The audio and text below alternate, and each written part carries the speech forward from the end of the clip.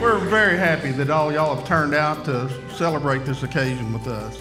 You'll notice that this is a community hospital owned and built by the community. And I think you're going to be really impressed with the technology that's been dedicated by our board to this facility and this community, because it's world class. I don't have the adjectives to tell you how resilient this staff is they've continued to work around this project and bring quality care to our community. It's not about the building, I'm going to tell you, it's about the care that you receive when you come, and this staff is dedicated to that. They're the ones that make this happen. Our goal is always to bring services home and bring the very best of care to our community.